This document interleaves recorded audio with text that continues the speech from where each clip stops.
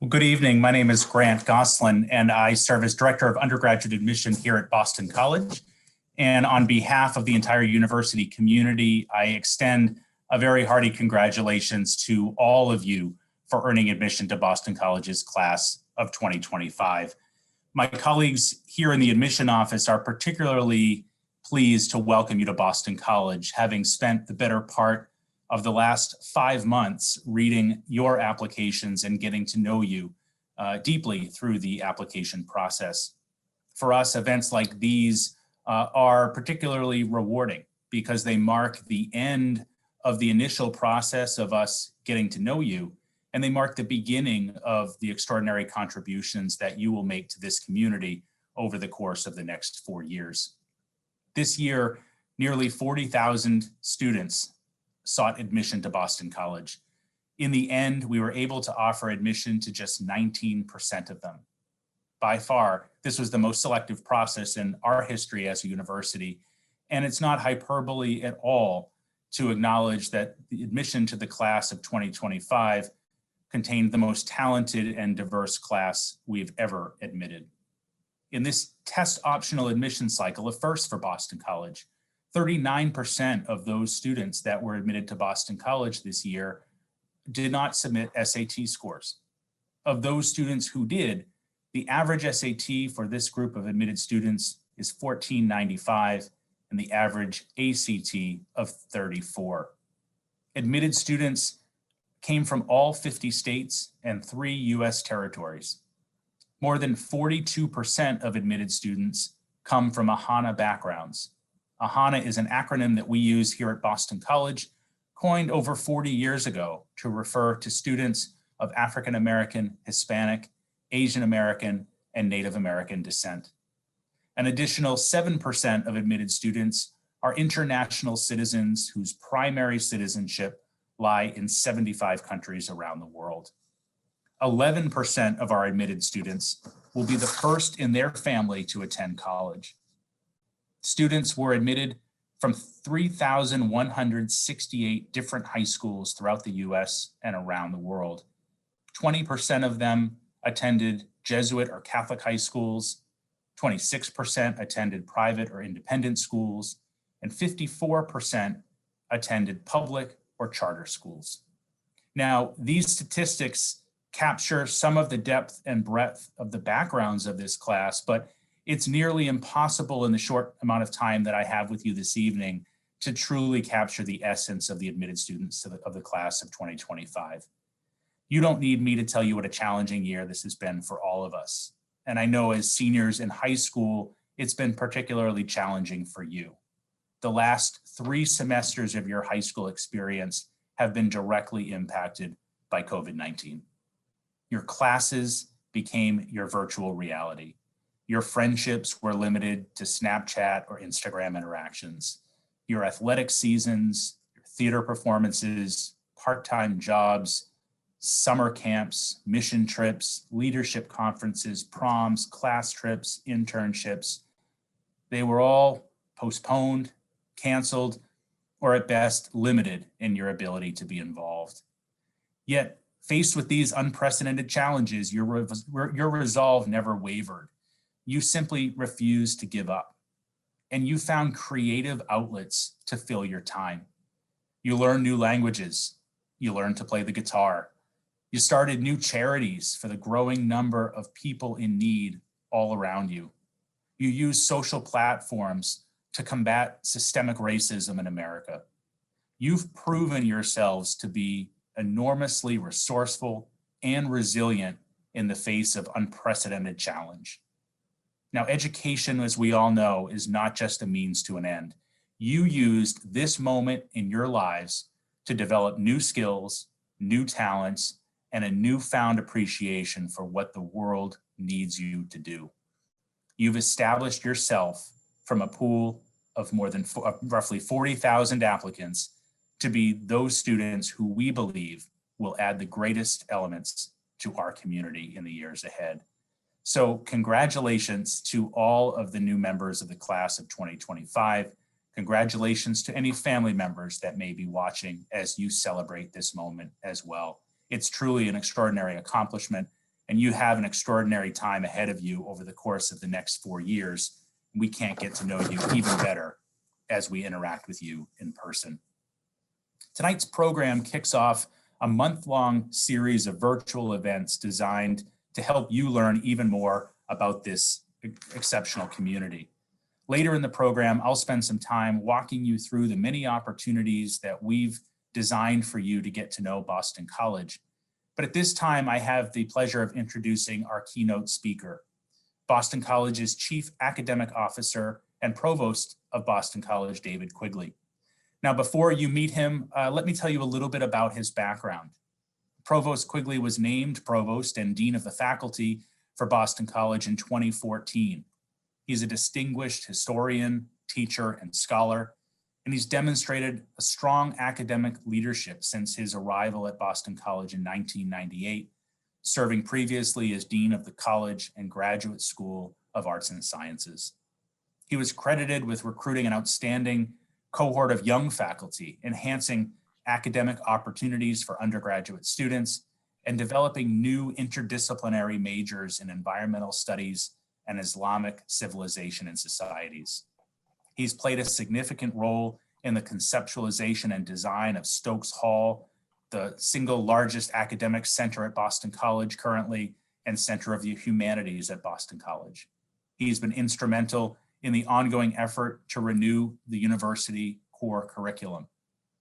His colleagues praise his interdisciplinary and cross-collaboration initiatives, such as Teachers for a New Era with the Lynch School of Education and the distinctive Portico program within the Carroll School of Management. He's a graduate of Amherst College with an MA and PhD from New York University, and his research has focused on 19th century American history, earning him a number of prestigious fellowships and the distinction in 2007 of the university's highest distinguished teaching award. His research explores the history of race and democracy between the American Revolution and the Reconstruction in the local political cultures of New York. So I'm really pleased to introduce at this point Provost David Quigley to share with you a little bit about the distinctive aspects of a Boston College education. Thank you, David. Thanks so much, Grant, and thanks for the 1,000+ friends of the university, newest members of the Boston College family who are out there this evening. There is much to celebrate, and we'll talk in a few moments, but perhaps no group on campus is celebrating a little bit more these days than Grant and his colleagues, who've done nothing short of extraordinary work. With the expansion of our applicant pool up to 40,000, it's not as though we double the size of our admissions office. Grant and his professional team of longstanding colleagues in undergraduate admissions have really done extraordinary work and sing the praises of the applicants who have sought admission to Boston College for the class of 2025. Most sincere congratulations to all of you out there, students, parents, loved ones, friends.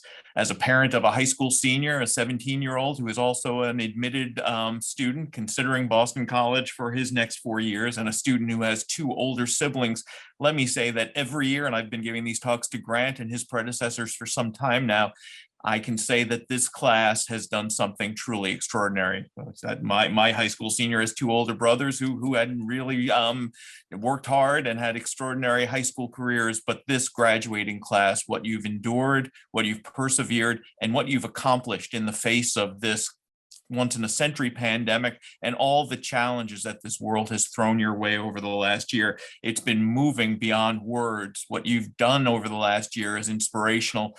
Again, I applaud and congratulate your parents, your loved ones, all who've provided that support system over these last 13 months that none of us could have expected. As your junior year, you entered into that second semester, and SAT and ACT appointments were canceled or postponed, and school went remote for a few months or for a year. Again, we can all tell the war stories of what we've lived through over the last year, but in particular to those graduating seniors, what you were able to document on your transcript, in your extracurriculars, and in particular, and I've heard this from colleagues across admissions, what you were able to give voice to in your applications, the way you spoke to your experiences over this last year, your dreams for yourself, but also your highest values, what you hope for over the next 4 years, and in the life of leadership and service that you're going to live once you get beyond your college years, hopefully at Boston College in 2025 and beyond.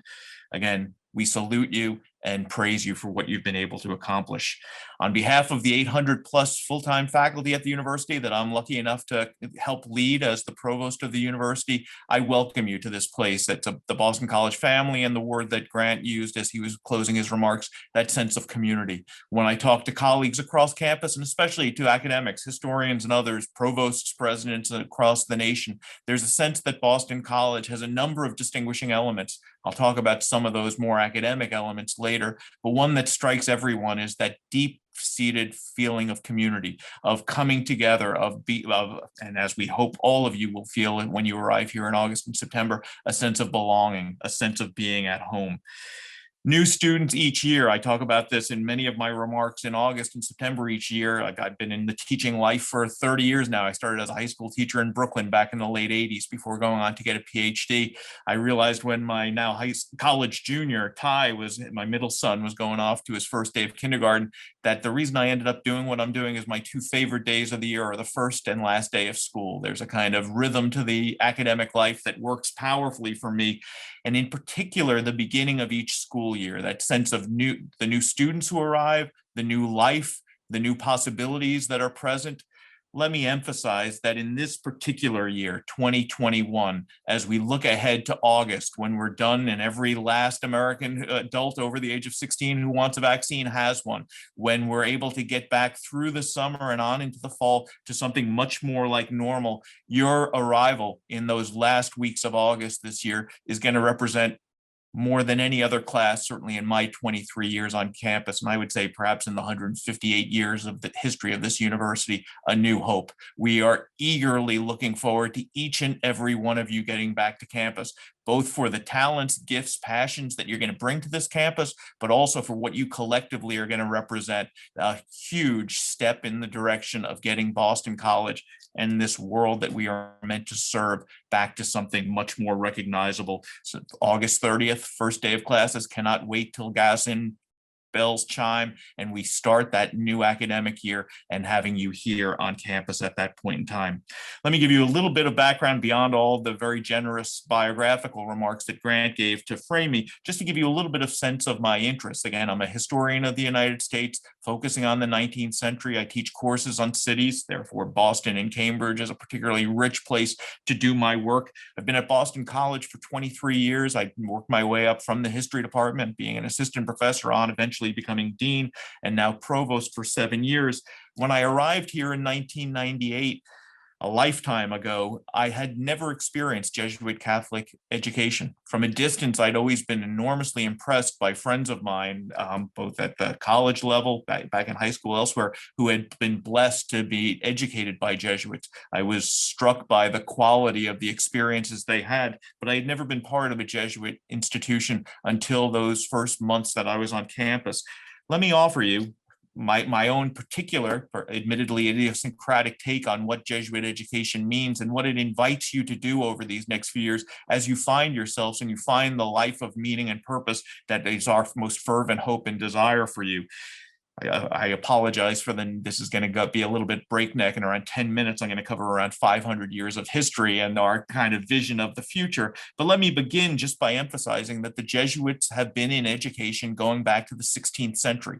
In 1548, a group of Jesuits in Messina, Sicily, of all places, established a school. And for nearly half a millennium now, Jesuits at the secondary level, and especially in Boston College's case, at the university level, have been one of the most recognized groups around the world in dedication to a rigorous transformative vision of education with a purpose, education that takes a student-centered approach to molding, shaping, forming, in our vocabulary, young women and men for lives of meaning and purpose. So the first point that I would emphasize is academic rigor, a commitment to excellence, ever to excel, one of our mottos. And in the next few minutes, I'll rapid fire run through several of these, ever to excel, coming from the ancient Greeks. And the tradition that we come out of, this sense, and I knew it from a distance before I ever got here, that people who had gone to Jesuit schools typically had far better Latin or Greek than I ever could have dreamed. And that animates so much of the work that's going on, whether in my history department, in the chemistry labs on campus, in our finance department, in the nursing school. I spent most of the late afternoon, early evening celebrating the outgoing dean of the Cornell School of Nursing, across all of our units, education, arts and sciences, the rest, that commitment to delivering the highest quality education and preparing our Boston College graduates to be as competent, as able, as adept in all of their fields as graduates of any other great university in the nation or in the world. What makes Jesuit education different, and I think so special, is a commitment to the magis, to the more. We want to make you the best trained historian or English scholar or teacher going on to secondary school education, but we are calling students always to think of what more beyond that competence and ability you're looking for. To use the local language, the language of the transcendent. What is it that is calling us? What is the larger force, the larger power in the world? For those of you who are believers, that sense of God's presence, God's plan for us, the way in which that can all play out. Linked to that, and I think one of the things that gives this place such a special energy, and I think the education you'll receive over the next few years, such power, is a global reach. The Jesuits, they start in Sicily, but by the end of the 16th century, they're spanning continents. By the end of the 17th century, they are the early globalists of the early modern age, a cosmopolitan orientation. If you've met a Jesuit, you will quickly recognize that their training, their experiences, their networks crisscross the globe. And joining Boston College in the fall and spending the next 4 years here opens you up to a set of global possibilities that is uncharacteristically rich, spanning space, time, and rooted in a shared sense of vision for what education can mean. Let me lead that back to something that's near and dear to my heart, which is the place of the liberal arts. Jesuit education around the world, and especially here in the United States, going back almost 3 centuries, has been rooted in a commitment to liberal arts education for all. Whether you want to become a nurse or an accountant or a biologist, across all of our fields, there is a belief that all students benefit from a rich common conversation. The core curriculum in particular, something I'm especially proud of here, and that I'll be teaching one of the Enduring Questions pairs this fall, The Worlds of Moby Dick, along with my colleague Michael Martin, who teaches the book. I teach the various historical contexts for Melville's masterpiece. But this place is founded on the belief that the best path forward for professional excellence in any field is a rich liberal arts tradition. There's a sense that the Jesuits, going back to St. Ignatius, have had that the liberal arts liberate, the root of liberal, to liberate the mind, liberate the soul, to explore new possibilities, and to become one's own best self. In addition, and the Jesuits stumbled upon this, but realized it pretty quickly back in the 16th century, that a rigorous, expansive liberal arts training across disciplines, the kind of interdisciplinarity that Grant Gosselin spoke of earlier, is also a particularly fruitful training for leadership. And we are damn proud of the ways in which generations of Boston College graduates, women and men, have emerged disproportionately as leaders in their professions, in their fields, in their organizations, and in their communities. We take great pride in the ways in which Boston College alums stand out in their local communities for their commitment to civic life and the common good. That very much is shaped by one of the key ethos elements here and at other Jesuit schools around the world, which goes back to the early 1970s and Father Arrupe, the Jesuit leader at that time, that we are called to be men and women for others, that a service orientation is built into the very fiber of what Boston College education aspires to. The Pulse program, most famously, part of the core where 500 sophomores and a few freshmen take care of their philosophy and theology core requirements by working in service placements around the Boston area, in soup kitchens and after school shelters, in healthcare centers and homeless facilities. It's an extraordinary and deeply transformative work there that allows students to connect with our larger world. I think one of the great attractions, again, I'm an urban historian, native of Brooklyn here, I've lived in Cambridge for 23 years. I'm a lover of great cities. One of the great attractions for these next 4 years of coming to Boston College is the opportunity to immerse yourself and learn in this remarkable city. Boston has been transformed in the quarter century that I've lived here. And I very much look forward to seeing in the post-pandemic reality that you'd be stepping into how Boston will reinvent itself over these next few years and how Boston College students and alums will help lead the way there. Couple of last points in terms of what makes Boston College so special. One is an emphasis, going back to those early Jesuits, that we are called to become contemplatives in action. That it's not just doing, being in the world, go, go, go, get, but rather being present, engaged, serving our fellow women and men, but also stepping back, coming to the heights, engaging in these discussions of the fundamental questions. What do we value? What matters most? What do we owe our neighbors? What is beautiful? What is a life worthy of being lived? That sense of mixing engagement with contemplation is something so key.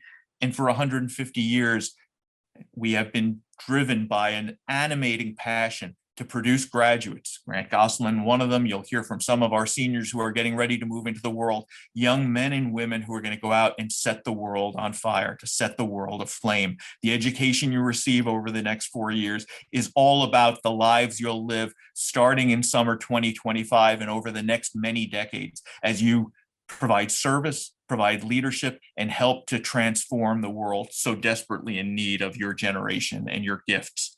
Let me talk now a little bit in my last couple of minutes about how excited I am for the 21-22 academic year in particular, not just your arrival in late August and what it will herald all the kind of pleasures of the beginning of the academic year, but we are going to be opening a new building late in your first semester. For those of you who've been to campus or looked at any of the webcams lately, you'll see the building that's going to house the Schiller Institute for Integrated Science and Society has been going up nonstop over the last year. I should say that there were 2 days where there was steel fabrication held up in Quebec by the Trudeau government, but otherwise we've been nonstop building that facility, which is meant to house research, teaching, and collaboration spaces for you and your fellow students as early as December this year, with classes moving in by January 22. Over the last year where I've been in this office pretty much every day through the pandemic, seeing that site go up has been nothing short of inspiring and a source of hope as we think about the programs that are going to go in there. The Schiller Institute, the engineering program. Some of you out there are going to be the first 25 engineering students in our university's history. The Shea Center from the Carroll School, focused on entrepreneurship and innovation, will be moving over and situated right in the middle of the building. I don't have enough time to run through all the many aspects that are going to fill this 160,000 square foot building that is going to be a jewel of campus when we open it at the end of this calendar year. Let me just pause here to emphasize that that building and its design really speaks to what gives life to this special university. On the outside, for those of you who've seen it, it very much looks like so many of those defining buildings at the heart of our middle campus: collegiate Gothic, the stonework, resolute, standing the test of time. Yet it is going to be a more transparent building, especially when you go inside, much more glass and steel, opening up vistas around the building and inviting our students and faculty to collaborate and connect in ways unprecedented in previous generations on campus. It brings the old and the new together, that animating dynamic, the creative tension between the 500-year-old tradition and our presence here in one of the most lively, innovative centers in the American and global economy here in Boston opens up all sorts of possibilities for you. Boston College here, I'll close in just a second, stands at the end of this academic year ready to get through 2 semesters of in-person residential community life. We've worked hard, tirelessly, not just the admissions office, all of us, to deliver an education for our students, because being in community is when we do our best work. I know other schools have not allowed all their students back. They've taken different approaches. We're not here to talk about what other schools have done, but I am enormously proud of the ways in which our students in particular, but my faculty, colleagues, and all members of the community have stepped up over the last 8 months. We've been in person from August 31st last year, straight on through this moment. We're heading into the 10th week of the semester on Thursday morning. And at this point, we can see, in words that I know our seniors who are coming on in a moment don't want to hear, a light at the end of the tunnel, which is the May and the kind of hope of what's going to come next. But the end of the semester on May 6th is not too far off into the future. And because of all the extraordinary work done by so many on this campus, I can absolutely and emphatically say to you right now that Boston College, as we move into the summer and fall of 21, has never been stronger. And as we think about this next year, and in your particular case, these next 4 years, I can promise you Boston College is stronger than ever. And in particular, the ways in which you're going to be able to come here over the next few months and years will deliver us an even greater Boston College, greater than even those of us who've been here for 23 years can imagine at the moment. So I look forward to seeing many of you on campus on tours over these next few weeks, and to welcoming you to campus as the newest undergraduates at Boston College in a few months' time. Best of luck to all of you. And again, congratulations. Provost Quigley, thank you so much for those words and for welcoming our newest students. Before we move into the second part of our program, giving you the opportunity to get to know some of our seniors, let me spend just a few moments talking about the many ways that my staff has worked to create opportunities for you to learn more about Boston College. I'm incredibly proud of the programs, the depth and breadth of programs that we have put together for you. So as you know, this is the first in a series of virtual programs as part of our Experience Boston College virtual program. Over the course of the next month, almost every day with a short break for Holy Week and the Easter holiday, we will come to you live with different aspects of the Boston College experience, helping you understand our academic programs, social life, professional programs, and more. Opportunities to engage with alumni, opportunities to engage with current students. There really will be something for everyone. So if you haven't already looked through the full schedule, feel free to sign up for as many or as few as would be helpful to you as you're making this decision. You'll have the opportunity to also view these on demand. If there are sessions that you simply can't get to in live, we will record them and put them in our on-demand video library as well. So we hope this will be very helpful to you, regardless of where you are in the world, to be able to log in and connect with us. For admitted students of AHANA backgrounds, as I've talked about already, historically, at this time of year, we would be hosting a weekend overnight program for students to come and learn more about Boston College. We can't do that this year, of course, but we do have our virtual Keith A. Francis AHANA weekend on April 10th and 11th. You should have information in your admitted student portal, your applicant status portal, I should say. So please do register for those. This program is intended to be a longer program than just 1 hour at a time, but many of those sessions I know will be helpful to you as you explore Boston College. All admitted students are also invited to spend a half an hour one-on-one with a current Boston College student through our Eagle for a Discussion program. Through a live video chat just like this, we'll connect you one-on-one with one of our students, and we'll do our best to try to match you with a student that is experiencing Boston College in a way that you hope to do so, whether it be around your major or other interests that you might have. Every afternoon and on Wednesdays in April, we will be hosting live virtual information sessions and live virtual campus tours. Our tour guides will walk the campus with their cameras and real time and show you the campus and answer any questions that you have. Many of you may have attended these already, but through the eyes of an admitted student, it might look just a little bit different. And also, as Provost Quigley alluded to, for the first time in more than a year, we will begin to welcome on a very limited basis students back to campus for live on-campus guided tours. Now, as you can imagine, reopening after 13 months off is a process, and we are following very strict guidelines from the state, from the local municipality, and we are limited in that capacity.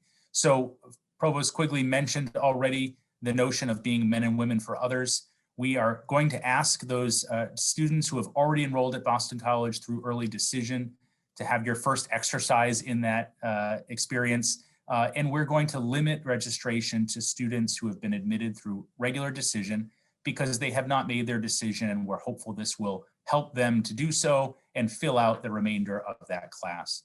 For early decision students or those that can't get a registered spot, we do plan to be open this summer for even more comprehensive programs, full campus tours and information sessions. So we would ask those of you enrolled already to just hold off a little bit longer. If you can't wait until August to visit, we have that opportunity. Now, those tours, as I mentioned, will be limited in a number of ways. To protect our community, they will be outdoor tours only. So we won't go into buildings. There is an audio app that you can download for your phone and see pictures of the insides of the buildings, but we will be limited in that way. And admitted students will be limited to one guest and one tour. And again, we realize you want to celebrate and show off Boston College with perhaps more than one guest, a full family, both parents, those types of things. But again, our goal is to try to maximize the number of students we can host. And so we are limiting it in that way as well. And all students need to register through their applicant status portal. And we cannot take walk-in appointments. We will go through a safety check, a health check prior to your arrival, and all of that needs to be very carefully coordinated. So if you haven't already been through your admitted student portal, I encourage you to go in there, look for those tour times. I will tell you the first week of April has already booked. We anticipate that every session will be booked. So if you have an interest, if your plans allow for you to travel to Boston safely, please do consider visiting with us for one of those tours. And then lastly, as I mentioned, for those of you that can't get a scheduled spot, or those of you that are, again, doing your service by waiting a little bit longer, we do have an audio tour. So if you want to come to campus to walk around at your own time, you can download this tour. At Devlin Hall, we'll give you a QR code that you can use to download it, and you can walk the campus on your own. We do just ask that you respect the mask wearing policy, the social distancing policy, and the policy not to enter buildings while our community is in session. So again, we've put together an incredible program. We hope that you will find many things that pique your interest and you'll take advantage of. And we really just look forward to getting to know you better in the next several weeks, and of course, over the course of the next 4 years. So at this point, let me turn the floor over to my colleague, Chris O'Brien, Associate Director of Admission here at Boston College, who has put together a really extraordinary program for you this evening with 5 of our current students to talk about their Boston College experience. Thanks for being here, Chris. Thanks, Grant, and welcome everyone. This is the first of several student panels that we'll be running through the month of April. Well, this isn't even April yet, but you get the point. What we're going to do tonight and what we're going to try to do throughout these programs in the month is really use seniors and use students' experiences as a lens to see Boston College. All of you are seniors. If I were to go to your high school to try to find out what the strengths and weaknesses were, how strong the community was, how tied you were to the mission of your high school, I would go to seniors at your high school to find that information out. There's so much institutional wisdom and knowledge you get by talking to seniors like yourself to know about your community and culture back in your high school. You want to find out things about Boston College? I think what we have tonight is a panel of accomplished seniors at Boston College who've done BC well, who've made good decisions, who've navigated socially, navigated academically. And I'm going to ask them a series of questions that are going to get at the heart of sort of what they've seen and observed and experienced over the course of 4 years. Over the course of 4 years, we're going to hear about their decisions. We're going to hear about some of the observations of resources that they've accessed, some of the programs that they've been a part of, some of the choices that they've made, some of the choices that they didn't make, and maybe how things have evolved for them over the course of 4 years that they may have seen it really increase their happiness, enjoyment, and fulfillment at Boston College. Provost Quigley did mention the commencement word. That is something that seniors don't like to talk about because they don't like to know that their days at Boston College are coming to an end. It is about 7 weeks away, but who's counting? So at this time, I'd like to introduce you to our panel. If you guys can pop yourselves up. Excellent, excellent, very good. So I'd like you guys to introduce yourselves so the viewers can learn a little bit about you. So I want you to, we'll go in alphabetical order of first name. That's kind of the best, easiest way to handle that. And an introduction will be this, who you are, in a Boston accent would be a nice touch, who you are, and where you're from, and what you study. So majors, minors, concentrations. And then to finish your introduction, what I'd like you to do is tell me who gets the thank you note for getting you this far along at Boston College. You've just about got to the finish line. Who do you owe the biggest amount of thanks to? a student, a coach, a professor, an admissions counselor? You can spare me if you want to, but tell us a little bit about that person that you feel like you owe the biggest amount of gratitude to get you to this point. After I have the students introduce themselves, I'm going to go through a few questions that I prepared to, again, ring out some of these great experiences and institutional wisdom they have. And then I'll hopefully, with time, be able to take a few questions from the crowd. Looking and whenever you have a panel with Annie, it's a pretty sure bet that she's going to be first in alphabetical order. So Annie, the floor is yours. Let's learn a little bit about you. Hi, everyone. My name is Annie Z. I'm going to spare you the Boston accent. I promise that's a good thing. Sorry, Chris. I'm originally from McLean, Virginia, which is right outside of Washington, D.C. And I am double majoring in computer science and economics in the Morrissey College of Arts and Sciences. And I think if I had one person to thank for getting me here thus far, the first person that comes to mind is one of the economics professors here at BC, Professor Chris Maxwell. As an econ major, he's just been there for me every step of the way. I took his class as a sophomore and we kept in touch throughout the years. When it was time for me to look for jobs and apply for internships, he reached out to his contacts from when he was before he was a professor, and he's just been there to help mentor me a lot. And so I would say that I probably owe him a lot for getting me here this far. All right, consider that done. We'll make sure he knows. Thanks, Annie. Helen, let's learn a little bit about you. Awesome. Hi, everyone. My name is Helen Fagan. I'm originally from Wilmette, Illinois, which is a suburb just north of Chicago.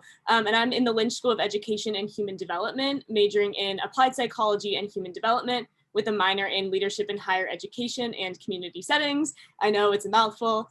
And I would say that the person on campus that I am most grateful for would also be a professor, Professor David Neely, who is in the Lynch School of Education. I've been doing research with his team on we work in the Motivation, Metacognition, and Learning Lab. And I've been doing research there since I was a sophomore when I took his class in the fall of sophomore year. And I would really thank him because I think that he really believed in me. You know, I was a sophomore, I was fresh on BC's campus, and he really saw my potential in fitting really well into the research that he's doing. And that's been kind of one of the most formative experiences that I've had here at BC, has been through that research setting. So I would definitely thank him. Good stuff. Thanks, Helen. Lizzie, you're next. Hi, everyone. My name is Lizzie Johnson, and I am originally from Rosemount, Minnesota. I study economics and international studies in the Morrissey College of Arts and Sciences. And I almost said that I'm a senior, but we already covered that. But I just always am so used to saying that this year, which is weird. Anyway, a person who has made a really big difference in my life at BC and that I would like to thank is actually two people. And that would be the two leaders who led my volunteer group called For Boston, my freshman and sophomore year. I remember, especially as a freshman in the fall, wasn't really sure what exactly I'd get involved in when I got to campus, but I knew volunteering was a really big part of my life in high school. And so I decided to put myself out there and apply for this cool program called For Boston. We do 4 hours of service a week and 1 hour of reflection. And I was pretty nervous because I didn't know a lot of upperclassmen, but the first time we all met, I remember my leader ran up to me and was like, "Oh, you're Lizzie," and gave me this huge hug. And I was like, oh my gosh, people hug each other. I haven't met her yet, but she ended up making BC feel like such a home for me that first year. And the other leaders and mentors through that program have been so great and helped me to sort of transition into more of a mentorship role as I was a junior and senior too. Now, you said two people, and since you're from Minnesota and Minnesota nice, we'll let the two people slide. You didn't follow directions, but Minnesota nice trumps all, so you're fine. Patrick, you're next.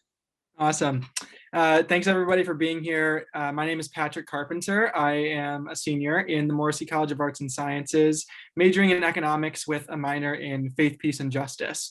And I am from Wilmette, Illinois. And if you're paying attention, that's the same town as Helen, not just a coincidence. And yeah, one person that I would like to thank here, kind of in the same vein as Lizzie, the editor-in-chief of the Gavel, which is a student-run media organization that I joined as a freshman, the editor-in-chief who was a senior at that time. I remember when I first joined the organization, he kind of was meeting all of the new freshmen for the first time.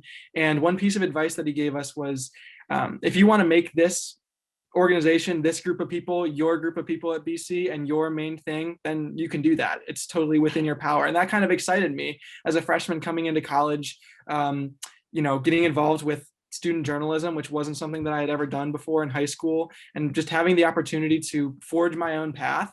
I kind of took his advice and ran with it. And even though he's been graduated for 3 years, I have met some of my best friends through that organization. And so I owe a lot to him for kind of welcoming me and getting me started on that path right away as a freshman. Yeah, Patrick, great choice. Great choice. Thank you. Last but not least, Sophia. Sure. Thanks, guys. And congratulations to everyone in the room. You guys were all incredible for making it this far. So again, my name is Sophia Christophis. I am in the Morrissey College of Arts and Sciences studying biology on the pre-med track with a minor in medical humanities. And I am originally from Medford, New Jersey. And somebody I need to thank would be Miss Maureen Simmons, who is a pre-med advisor here at BC. She wasn't assigned to me or anything. She just works in like the advising center that we have in Stokes Hall, which you heard about earlier. And I approached her freshman year and have not stopped annoying her since. She's always there for me to answer any emails or take phone calls or Zooms.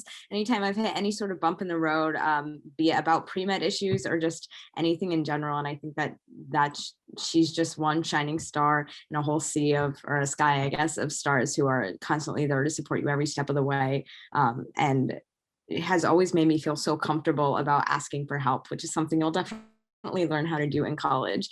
Definitely. Great stuff. Great introductions, guys. We've already set the bar very high. So I'm going to throw a few questions at you, and I'm going to call on a couple people particularly, but if anybody else wants to chime in, you can. So I'm going to start with this question with Sophia and Annie. And the question is probably a very simple one, but might require some abstract thinking. When you were in these chairs just a few years ago, looking at college and choosing Boston College, and you were looking for something when you were going to college. You were looking for something at BC. Did you find it? Sophia, what were you looking for when you chose BC? Did you find it?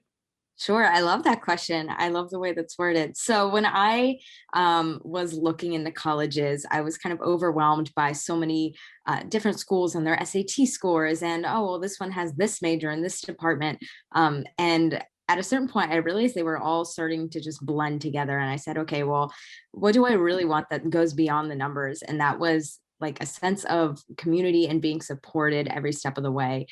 College does not need to be as hard as you think it's going to be, as long as you have the right support system and the people to like shape you into the person you want to be, right? Because I can say this to you, but you won't get it until you're in my shoes.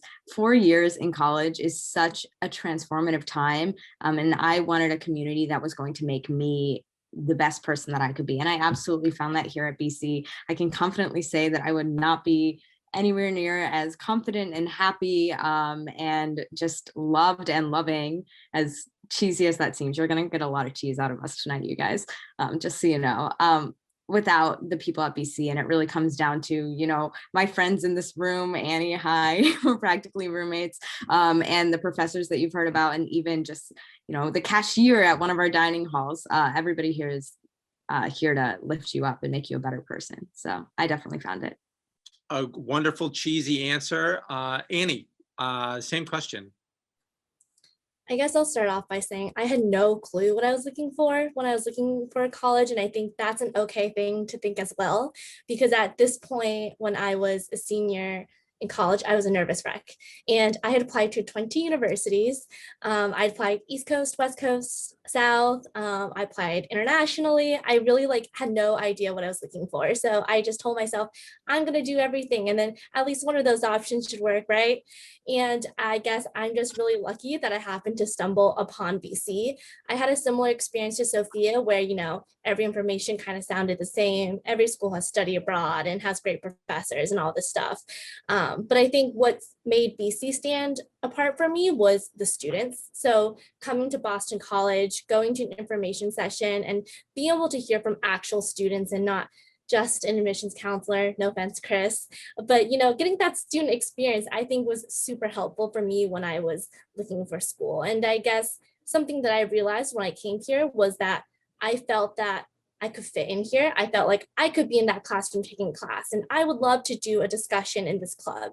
And that's kind of when I knew that BC was exactly what I was looking for. So I guess, it just took talking to a lot of people, and everyone at BC was so welcoming to talk with me that that's exactly what I needed. Lizzie, were you more nervous about making the social transition or making the academic transition to BC? That is a really good question. I think coming in, I was probably more nervous about the academic transition, just because I know in high school, most, if not everyone's schedules, pre-pandemic at least, were like, okay, 8 to 3 p.m. you have class, and then you go to extracurricular 1, and then maybe you go to extracurricular 2, or you go to your job, or you help out with your siblings, and your day is all planned. And I knew that when I came to college, I was going to have class, and hopefully I was going to join a couple clubs and meet some friends, but there was going to be a lot more free time. And although that admittedly definitely took some figuring out, some trips to the tutoring center and some, late night calls to my parents, I think it ended up for me that the social transition was a little bit more difficult. And I think, BC has a lot of resources that are going to make your transition as a freshman, as good as it can be, and then continue supporting you through the rest of your 4 years. But something that I would advise to you, whether you come to BC or go somewhere else, is that you should feel okay taking advantage of those resources. I think, especially at the beginning of freshman year, I was like, oh no, like, I'm smart, I'm social, I can figure this out. And so I hesitated to, maybe go on that freshman retreat where I could have made a connection and, felt vulnerable enough to share how I was kind of struggling with homesickness, or, done a mentorship program and talked to a senior who, had felt some of the same struggles academically before, or, gotten some advice on how to reach out to the people in my dorm that I thought were cool. So that's a long way of saying both transitions are somewhat difficult, really transformative, and BC has a lot of ways to support you along the way of both of them. Thanks, Lizzie. Now, Helen, Patrick, time to get Wilmette into the game here. And let's talk about sort of your academic evolution. We've kidded before in the past, Helen, about no one really grows up thinking about college and, mentions the majors that you are in, the mouthful 14-second majors and programs that you've now developed. But can you talk about sort of, again, what you were looking for academically and how maybe things evolved and maybe you got advice and those things changed to now the fact where you really feel good about where you stand academically as a senior? Helen, you first. Definitely, sounds good. So I think what I was really looking for academically in a university was a place that was going to be academically rigorous, but where a place where I could exceed academically, but not at the expense of my peers. That was really important to me, a sense of academic rigor, but also a really strong sense of community. And I think that's exactly what I found here at BC, where, in your classes, you do group projects and students are really wanting to help each other and help each other learn, versus stepping on each other's toes to get the A. And that's something that I've really, really enjoyed here at BC. I'm sure, Chris, you're probably going to bring this up, but I went to a very large public high school in Illinois, and had no idea even what a Jesuit was before I came to BC as a freshman. So the Jesuit Catholic identity of BC was not necessarily something that I was looking for, or what drew me to Boston College. It was more of the academic rigor and the sense of community within those academics. But looking back, Chris, you were talking about transformation. I think I can honestly say that that's what made me fall in love with BC, was its Jesuit Catholic identity, because those senses of community. We can talk more about service opportunities here at BC and opportunities for reflection and retreats. And that's what really, makes this campus come alive. And what really made me fall in love with the community here on campus wasn't that academic community that I found, but that extracurricular community, that community of service. And so I think definitely that, academically, it's really met all of my expectations. I've grown and been really challenged here. But I think that the Jesuit Catholic identity of BC is something that, I've really grown to love and I really wasn't expecting. Right. Makes total sense, Helen. I really get it.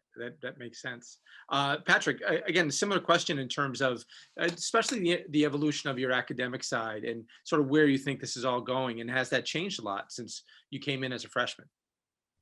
Yeah, it definitely has. When I was sitting in the position of everybody who's, watching this panel tonight, I had no idea where I was going to go to college, what I was going to study. I was kind of in a similar position as Annie. I don't think I applied to 20 schools, but I was still considering a lot of different things at this point in time when I was a senior in high school. So I was looking for an academic program in a university that was going to be well-rounded and allow me options to go in multiple directions once I got there. So I entered BC with an undecided major, didn't know what I was going to do. I think at orientation, I literally put myself down on the pre-med list and also on the pre-law list and everything you could think of in within the Morrissey College of Arts and Sciences. But I feel very lucky that my path has kind of led me to the major and minor that I have now, which is economics, which is my major, most of the classes that I take, and then something called faith, peace, and justice for a minor. And I like it because for me, it really represents well what I see in the BC academic curriculum, which is really high quality programs in specific areas of study. Economics has, more to do with what I'm going into after graduation, kind of working in analytics and things like that. But faith, peace, and justice is a kind of theology and philosophy based minor that allows you to take classes within different disciplines. And to me is really interdisciplinary and also just well-rounded in the Jesuit sense that Helen was talking about, kind of for lack of a better word. It's allowed me to take a lot of different classes here and explore a lot of different subject areas. And I'm really thankful for that. And that was also something that I was glad to do coming in as a freshman who didn't know what I was going to end up studying.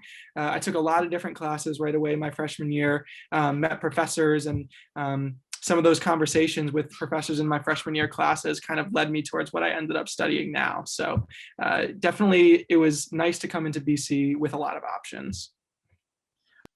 Just one more small academic question before I move on to some other parts. And I'm going to ask you, Annie, this question. Does the work get harder as you get older?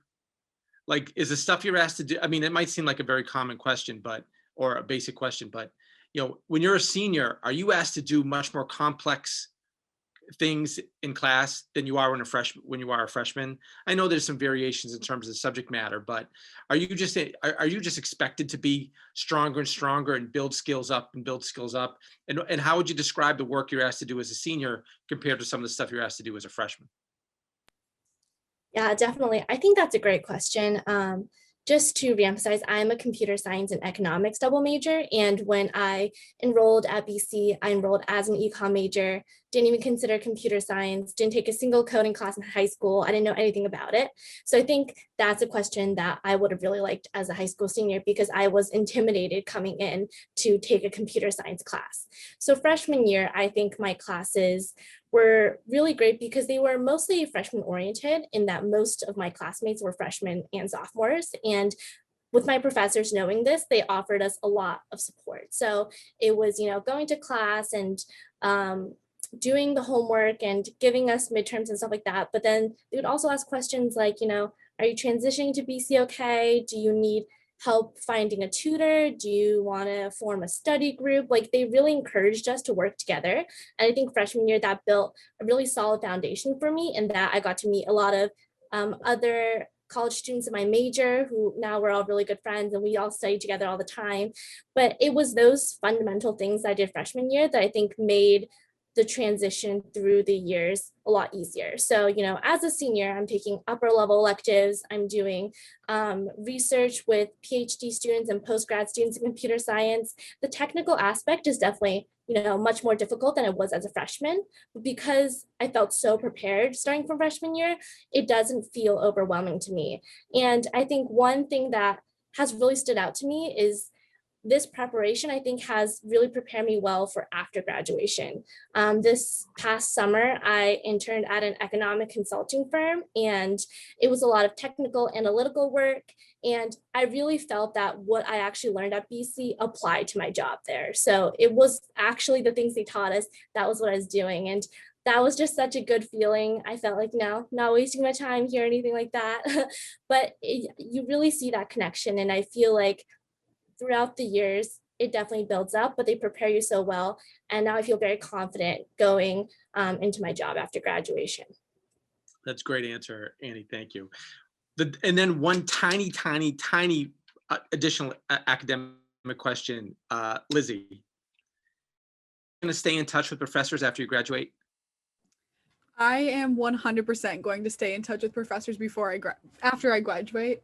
It's actually funny that you asked that, because making my to-do list today for like the coming week, I have like 3 professors and I'm like, oh, connect with so-and-so, reach back out to so-and-so. I think throughout my time here, I and so many of my peers have been so lucky to form great connections with professors, whether in the classroom, whether they're advisors academically or advisors of clubs, whether they're professors we do research with. And all of the professors, as we've alluded to in several ways, truly care about, us as students. They care about our future careers. I've had professors that will really keep in touch on certain things, topics or questions I brought up to them, and even like challenge me on a path I'm taking and say, hey, weren't you really passionate about this other subject? Like, have you forgotten about that? And I think that is all to say broadly that the professors here are truly professors because they love the connections with the students, and they're very, very willing to serve as like a resource and here's some more cheese for you as a friend to the students. Cheese, not from someone from Wisconsin, but for someone from Minnesota. Well done. Let's move over a little bit to some of the social aspect of life at college. And again, you've developed these social networks over the course of 4 years. Starting with Sophia and then moving on to a couple of others, give some of our viewers some advice.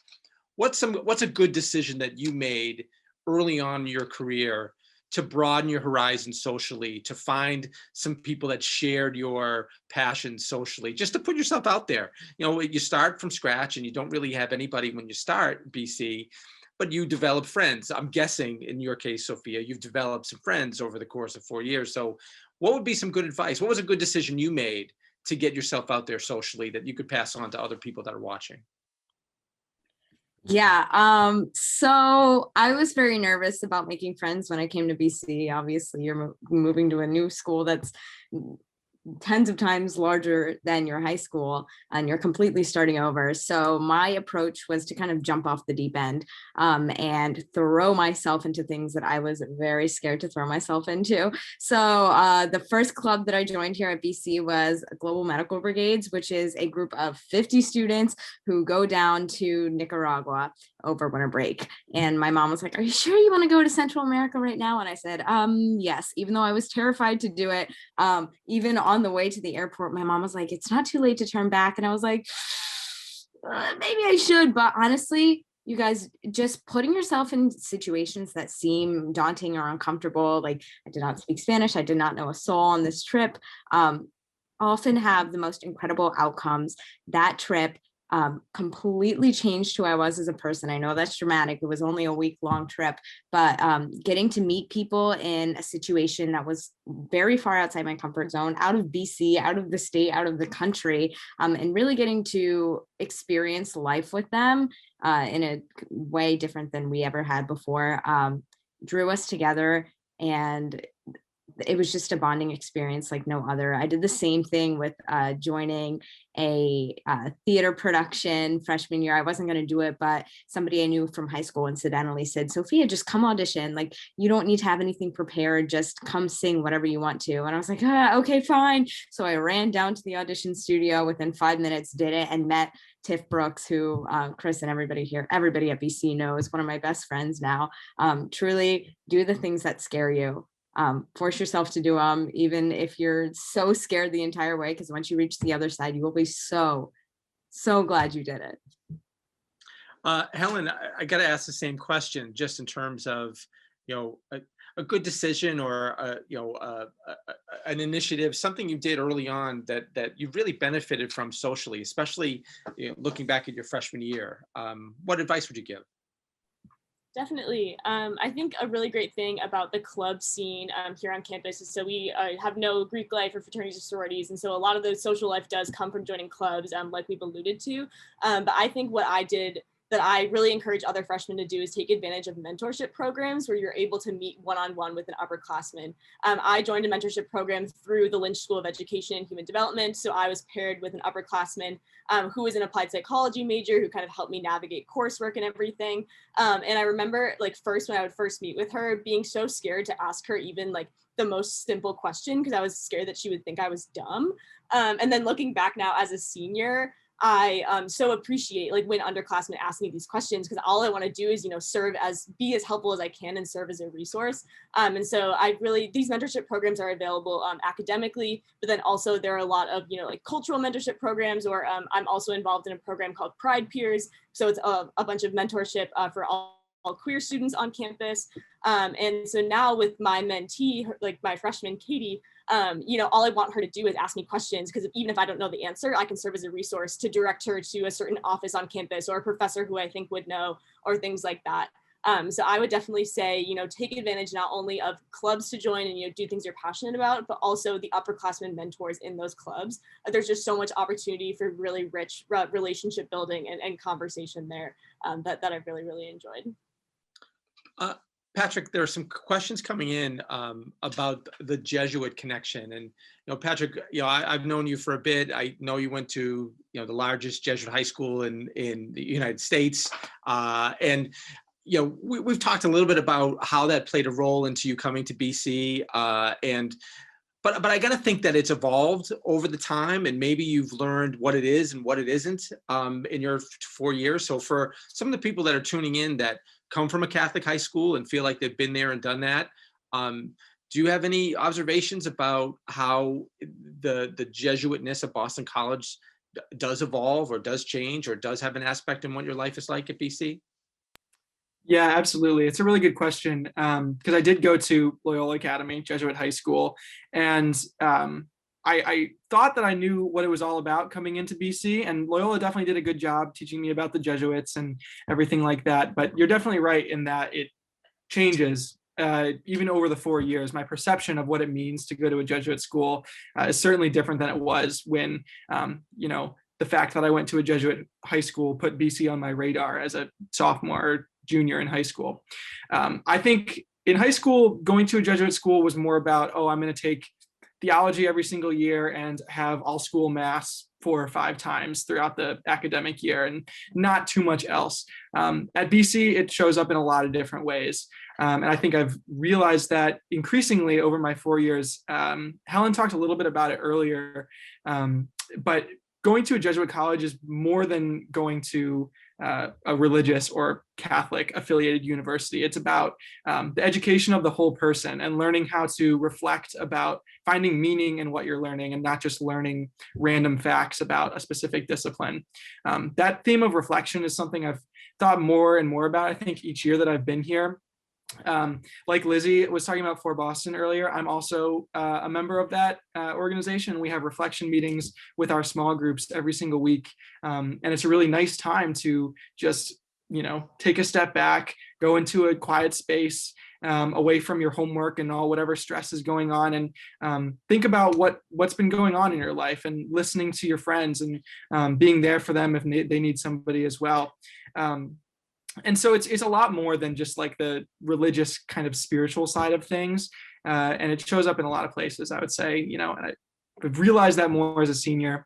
And even in academic classes that have nothing to do with theology or philosophy or something you would typically associate with an order of priests, you see that Jesuit identity showing up in the conversations that we're having about ethics and, morality and what it means to apply what you've learned in the real world and where the world needs you to apply what you've learned. So I've grown to appreciate the Jesuit identity of BC more over my 4 years, even though I had experienced it for the previous 4 years as well at high school. That's great, Patrick. Thanks. Hey, Annie, what's the toughest year at BC? Which one of the 4 years is the hardest? And I leave it open because you can interpret it as academics or social or professional, whatever it is. What's been the toughest year for you, and what do you think the toughest year is BC?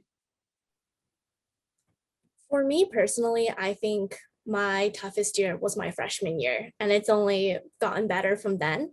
And I think that's both from an academic and a social perspective. So from a social perspective, I didn't know anyone when I was coming to BC. Coming from Virginia, I was really stepping outside of my comfort zone. But I think I was also looking to be uncomfortable, so I was okay with it. I just wanted to start new, try something different, see what Boston was all about. And I think I underestimated how tough it was going to be when all my friends back home were, joining the same sorority at UVA, and, they all got to go home on the weekends, and that's not really something I could do when I was here at BC. So I had a really tough time with that in the beginning. And I think Helen brought up a really great point that the mentorship programs you can join at BC go so far. So that's what helped me the most. When I was a freshman, I joined a mentorship club called the Ahana Management Development Program. So it placed Ahana freshmen who were interested in business with Ahana upperclassmen, and they really just, took you out to lunch and dinner and had you meet their friends, invited you out with them. And it was a really great way to kind of force me to get out of my dorm room, and, couldn't be sad. I had to go hang out with people, and that really helped me get out of my rut. So it made me really confident starting sophomore year that I knew all these other people on campus, and I had so much to look forward to. So for me, that's what made freshman year tough. From an academic standpoint, I think this is something that a lot of people can relate to. High school was fairly easy. I just kind of breezed through, took APs, crammed for all my exams, and that was it. That is really not how college works at all. And especially at BC, they're not going to just ask you to memorize things. They're going to ask you deeper questions that involve, understanding material and reflecting on it. And that was something that I was so uncomfortable with, because my first exam freshman year was literally an oral exam in front of the whole class. My professor's like, so what did you think about this reading? Like, how do you relate this to your life? And that was not what I was prepared to do. But, that type of question is what they're going to ask you here at BC, because they want you to learn more. And like Patrick said, it's about educating the whole person. It's not just about studying computer science or economics. And so that transition freshman year was hard for me as well, because it was just a different learning style. But both the learning style and the social aspect I got used to over the course of my freshman year. And I think it set me up really well for the coming year. So those definitely made my freshman year a little tough, not gonna lie, but I think once you get through it, it's only gonna get better from there. We talked about connecting socially and how much clubs, rather than Greek life, make your social network. So I want all of you to think about your favorite club at Boston College, your favorite activity that goes on at Boston College. Maybe that's part of your favorite tradition at Boston College that you're not directly involved in. So, a theater troupe that you're not involved in, but you're a big fan of, or a service organization that you really admire that you haven't had the time to join, but really is a part of what you like about your students, the students you go to school with, and your school itself. So I want you to tell me your favorite activity or club that you're not a part of, you're just a big fan of. So I'll give you a second to absorb that, and we'll go in reverse alphabetical order. Just give me a quick 15-second answer to the question, Sophia.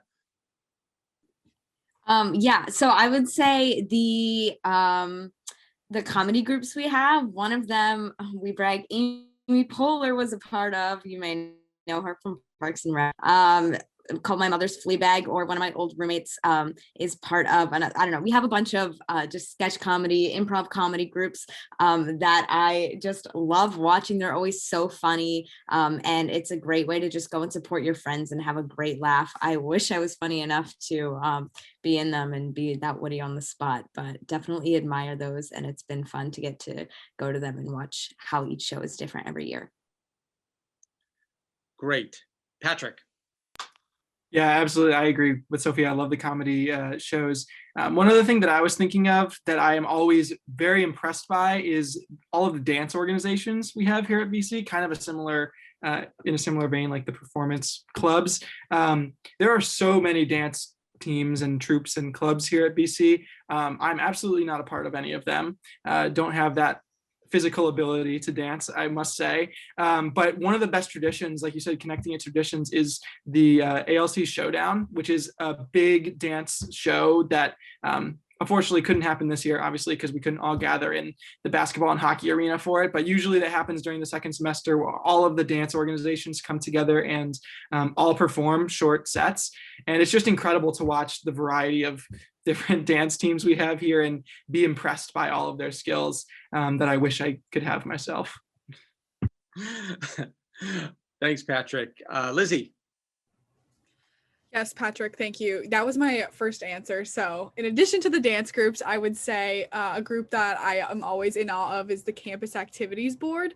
And this is a club of students, and they put on activities on campus and off campus for students to engage in during the week or on the weekend. There's activities from sort of like hiking, skiing, more like athletic things, to shows, to artistic things, to cooking active events. And something that's really awesome is that the club has done a great job of being super active and creative and making a lot of activities that are COVID friendly for us even this year. Great answer. We're on a roll. Helen. Awesome. I think my club would be the campus school at Boston College, which is actually a school within Boston College connected to the building that the Lynch School is in, that serves and teaches students ages 3 to 21 who have moderate to severe special needs. And aside from those students, there's an entire volunteer group of other Boston College undergraduate students who work to integrate them into the BC community as much as possible and do fundraising events for them. And connecting to traditions, every year there's a ton of runners that run the Boston Marathon for the campus school. And if you're not from the East Coast, every year, like on Marathon Monday, when the Boston Marathon is held, the entire city of Boston shuts down. We don't have classes. All the students go out and we watch the runners run by. We're at mile 21 of the course. And so definitely the campus school does such great work, not only for the students that are reside within the school, but also the undergraduates who then help to integrate them into the community. I just really love the work that they do. And then as a runner myself, watching my fellow BC students run the Boston Marathon for such a good cause has always been so electric for me. That's a great answer. And finally, Annie. I think mine would have to be RHA, which is the Residence Hall Association here at BC. It's a club that a lot of my roommates are in, so I've been able to see what they do, and they really just, the whole purpose of the club is to enforce like a community bonding here at Boston College among all the grade levels. So they have little families and they'll do service work, and they'll have social events on campus. And it's really just to enforce the idea of, BC is one community. So even if you're in different grades, different majors, coming from different walks of life, it's just a way for BC students to bond together. And I think the leadership that the seniors have over the whole club is really something that's insightful and something that I love about the BC culture here. Annie brought up the question of residence life, and we should touch on it really quickly. Hey, Patrick, do you have any advice for people about finding a roommate, where they're going to live freshman year, what to worry about, what to not to worry about? Give us a couple of quick bullet points of advice for the people that are out there from a senior who's lived in all kinds of conditions at Boston College. Yeah, that's definitely true. This was also something that I was worried about a lot. It was probably the top thing on my mind when I was coming into college was, where am I going to live? What's it going to be like? How am I going to meet people there? Personally, I went in random. I did not find a roommate beforehand, and it worked out well. I actually lived in a triple, so I lived with 2 roommates who we got matched up with through the questionnaire. And, we didn't end up continuing to live together beyond freshman year, but had a perfectly fine time living together in that experience, which is, as much as you can expect, I guess. But the freshman living experience, the biggest piece of advice I would say is keep an open mind going into it. It might be different than you expect. It might be exactly what you expect, but whatever it is, it's a communal experience for all the freshmen. Everybody lives in the same kind of housing, whether it's on upper campus, on Newton campus. Something I talk about a lot with prospective students on tours and in panels is what's it like if you get assigned to Newton campus? Is that going to be stressful for you? I personally lived on upper campus, but the people who live on Newton almost always say that they end up loving it. It is a really great community of students over there that's only freshmen, that's really special. And I think I'll end with saying that the floor you live on your freshman year, that community of people who are all sharing the bathroom together and really seeing each other every single day is a really special thing in coming to college. I live in an apartment now with 6 other seniors, or 6 seniors total, 5 roommates, and 5 out of the 6 of us lived on that same floor together freshman year. And earlier, I think when you were talking about meeting people to Helen, and like things that you, good decisions that you made in ways to meet people. One of the best decisions that I made in terms of meeting people through my residence hall was stopping by this kid who lived down the hall from me. I would stop by his room and we would eat dinner. We found out we had a similar schedule, so we'd eat dinner together a lot. And like 3 or 4 weekdays out of the week, we would go to his room before dinner and play Jeopardy on his like Alexa, which is like the nerdiest thing ever. But he is my direct roommate to this day. And that was like our first connection at BC was living down the hall from one another and just like meeting up to go to dinner and doing that. So it's definitely a unique experience coming to college, living in housing, but it can be a great one as well. Patrick, we almost made it an hour without being reminded about how nerdy you were, but we didn't make it the full hour. Thank you for that. Hey, Helen, has BC changed in your time here? I would imagine that, and I might ask the next question of someone on the panel about how they changed, but has BC changed? And if so, how? Definitely. I think BC has changed. The one thing that I can think of, that's kind of the most gigantic change on campus right now is the construction of the Schiller Institute for Integrated Science that will be completed, I think, as someone said earlier, within the fall of this upcoming year. And so I think that that's what really makes me excited about BC is the fact that, BC continues to then kind of tailor its academic offerings to fit the greater world. I don't know which admissions counselor it is, but there's one that always says in the info sessions that Boston College students, once they graduate, will be, graduating into jobs that 10 years ago didn't even exist. And, it really is up to Boston College as a university to then continue to tailor their academics to fit those needs of those ever-changing needs of the jobs that are being created. And so for me, the emphasis on human-centered engineering that the Schiller Institute is doing is something that's really exciting for me personally. I'm actually looking to go into human-centered design. I'm kind of tailoring my applied psychology background with a bunch of courses that I've taken within the Shea Center for Entrepreneurship to kind of go into a tech role, into front-end design, a human-centered engineering in kind of a non-technical way. And so I think that is a kind of a really big way that BC's changed and kind of continues to change. That is really, really exciting, is that they are not, stagnant about how their academics are or like their course offerings or anything like that, that they're really continuing to make sure that, they are remaining competitive and also just, tailoring their offerings to fit the changing world. So I think that that's really exciting. And a beautiful segue into, I'm sure when you've got a bunch of seniors on view in front of all these prospective students at Boston College, they want to know what seniors might be doing. So number one, could somebody volunteer, like, do they feel like they're prepared to go? And then can a couple of you talk about what your plans are after graduation or your friends and your friends? So if one of you can just kind of field the question of, do you feel like you've now accumulated the skills and the confidence to get out of here? And then if a couple of you can volunteer what your next step is.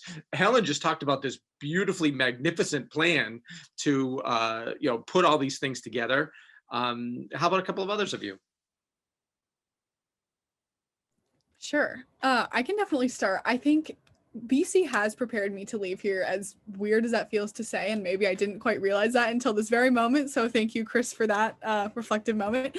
But I think the biggest reason for that is because my time here at BC has taught me that it is not just okay, but it's actually positive to try different things.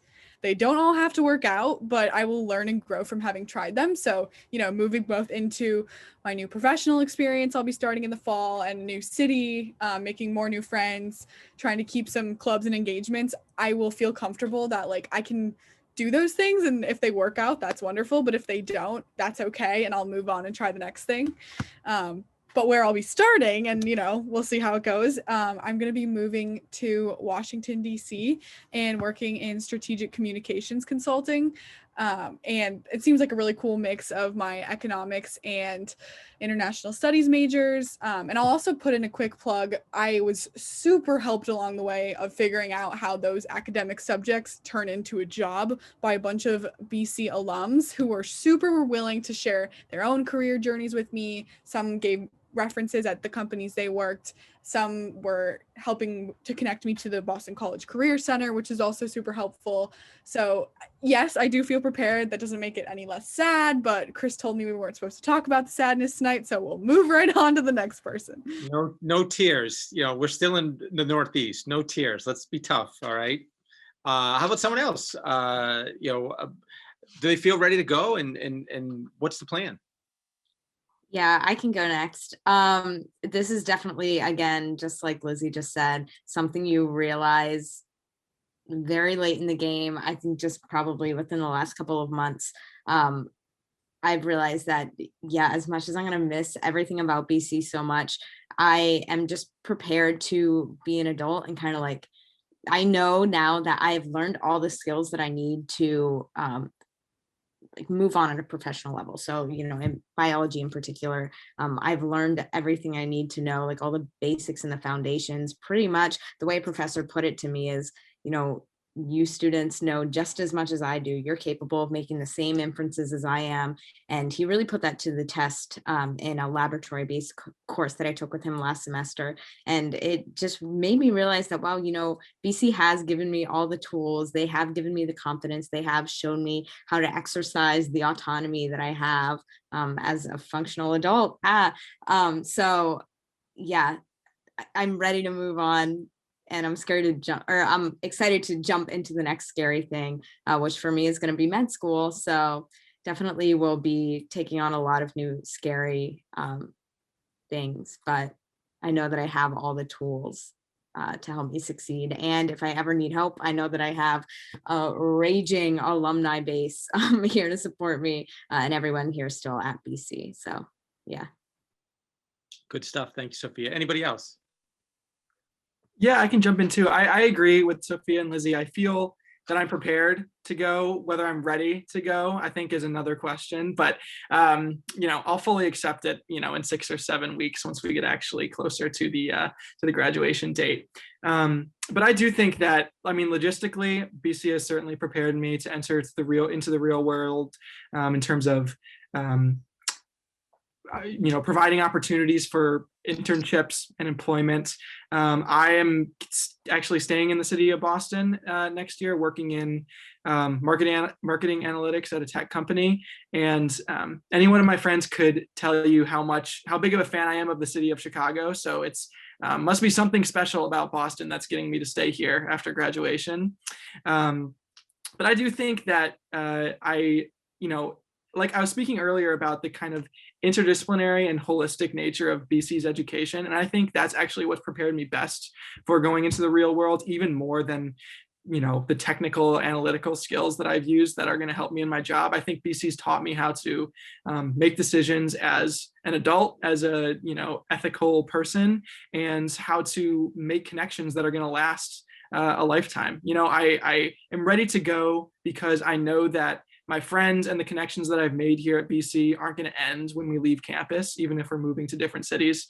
As cheesy as that sounds, it's something that I really feel in my heart now, even more than I did leaving high school or leaving like my childhood home, which is definitely saying something. So that's, what makes me the most prepared to leave is knowing that.